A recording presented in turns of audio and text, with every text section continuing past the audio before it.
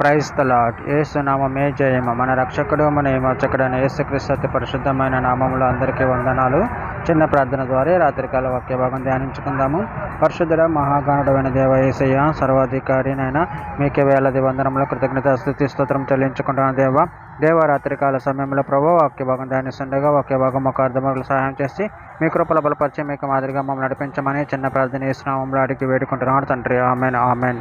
కీర్తన గ్రంథం 72వ అధ్యాయం 18వ వచనం. దేవుడైన యెహోవా ఇశ్రాయేలు యొక్క దేవుడు స్తుతింపబడును గాక, ఆయన మాత్రమే ఆశ్చర్యకార్యములు చేయువాడు. ఆమెన్. దేవుడి వాక్య భాగం దీవించును గాక. ప్రభునందు ప్రియులారా, ఇక్కడ వాక్య భాగంలో గమనించినట్లయితే దేవుడైన యెహోవా ఇశ్రాయేలు యొక్క దేవుడు స్తుతింపబడును గాక, ఆయన మాత్రమే ఆశ్చర్యకార్యములు చేయువాడు. అదేవిధంగా వాక్య భాగంలో గమనించినట్లయితే కీర్తన గ్రంథం 41వ అధ్యాయం 13వ వచనం. ఇశ్రాయేలు దేవుడైన యెహోవా శాశ్వత కాలము నుండి శాశ్వత కాలము వరకు స్తుతింపబడును గాక. Amen amen. కీర్తన గ్రంథం 68వ అధ్యాయం 30వ వచనం. తన పరిశుద్ధ స్థలంలో దేవుడు భీకరుడు, ఇశ్రాయేలు దేవుడు తన ప్రజలకు బల పరాక్రమను అనుగ్రహించుచున్నాడు. దేవుడు స్తుతినందును గాక. కీర్తన గ్రంథం 106వ అధ్యాయం 48వ వచనం. ఇశ్రాయేలు దేవుడైన యెహోవా యుగములన్నిటిని స్తుతినందును గాక, ప్రజలందరూ ఆమెన్ అందురు గాక. యెహోవాను స్తుతించుడి. కీర్తన గ్రంథం 77వ అధ్యాయం 14వ వచనం. ఆశ్చర్యకరములు జరిగించు దేవుడవు నీవే, జనములలో నీ శక్తిని నువ్వు ప్రత్యక్షపరచుకొని ఉన్నావు.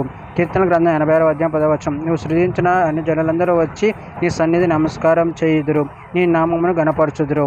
కీర్తన గ్రంథం 136వ అధ్యాయం 4వ వచనం. ఆయన ఒక్కడే మహాశ్చర్య కార్యములు చేయువాడు, ఆయన కృప నిరంతరం ఉండును. నిర్గమకాండం 15వ అధ్యాయం 11వ వచనము.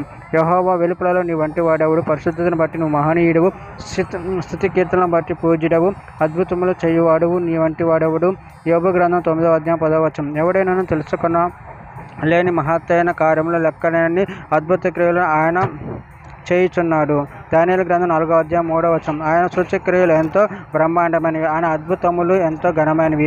ఆయన రాజ్యములు శాశ్వత రాజ్యము, ఆయన ఆధిపత్యం తరతరములు నిలుచుచున్నది. కీర్తన గ్రంథం 21వ అధ్యాయం 13వ వచనం. యెహోవా నీ బలమును బట్టి నిన్ను హెచ్చించుకొనుము, మేము నీ గానము చేయుచు నీ పరాక్రమను కీర్తించెదము.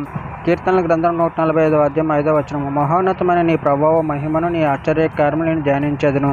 చివరిగా ఒక మాట. తిమోతికి రాసిన మొదటి పత్రిక 1వ అధ్యాయం 17వ వచనం.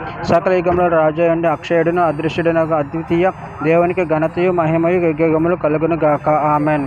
దేవుడి వాక్య భాగం దీవించును గాక. చిన్న ప్రార్థన చేసుకుందాము. పరిశుద్ధుడ మహాగణుడైన దేవ, మీరు ఇచ్చిన వాక్యదానాన్ని బట్టి ప్రభావ మీ కృతజ్ఞతలు చెల్లించుకున్నాను తండ్రి. నీ నామమును గణపరచేది, నిన్నే మహిమపరచేది ప్రభావ. నీ అందరి భయభక్తులు కలిగి నడుచుకున్న వారి శక్తిని బలాన్ని మాకు అనుగురించి మీ ప్రేమ కృపలు బలపరచమని చిన్న ప్రార్థన చేసి నామములో అడిగి వేడుకుంటున్నాను తండ్రి. ఆమెన్.